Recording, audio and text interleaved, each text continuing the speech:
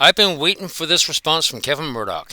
He did a podcast yesterday with Mark Dubose, and I've been waiting for him to come over because Mark Dubose turned around and validated his lack of need to read a fucking book.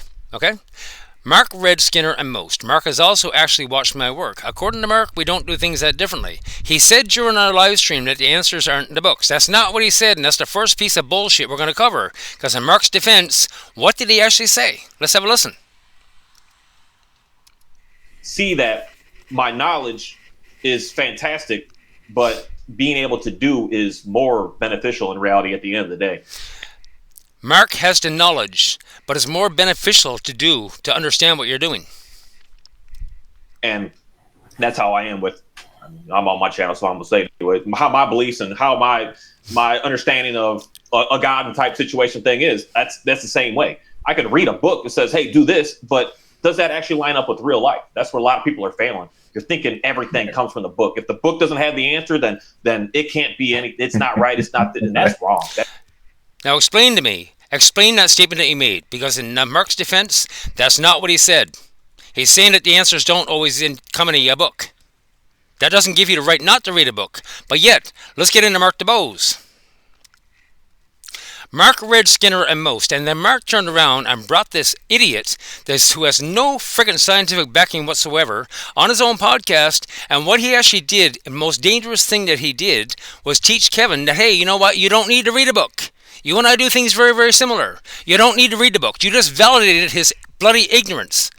For the last year, Kevin has been tagging me, and I've been asking him, I've been begging him, you know what, use your brain and read the books. I'm even giving him the links to the books. You know what, you can download them and read them. For the last year, you could have read all of Skinner's 21 books and 180 friggin' papers. But you chose to go through all my shit instead and look for anything negative, so you can go fight and flight because of it. That's the reality. Mark has actually watched my work. According to Mark, we don't do things that differently at all. Well, if Mark is telling you point blank that you don't need to read a frickin' book, don't need to get educated, because what you're doing is correct, I'm telling you differently. If you would sit down and read the books and then understand the science behind what you're doing, we could be great friends. I would be your biggest proponent, but you're too fucking lazy and you're too ignorant, Kevin. All you do is fight and argue that you don't want to read a book. You don't know about Skinner, you don't know about Thorndike, you don't know about Conrad Most, but yet you came over this morning with another piece of bullshit comment. How does Skinner and Conrad Most differentiate on rewards? If you read the books, you would understand this. That's the reality, but you don't want to. You're blatantly fucking ignorant. But now that Mark turned around, got you on his podcast, swelled up your head and said, oh yeah, you know what? This is what you got thinking now, that you don't need to read the books, that you're the most intelligent thing out there. He's gassed you up.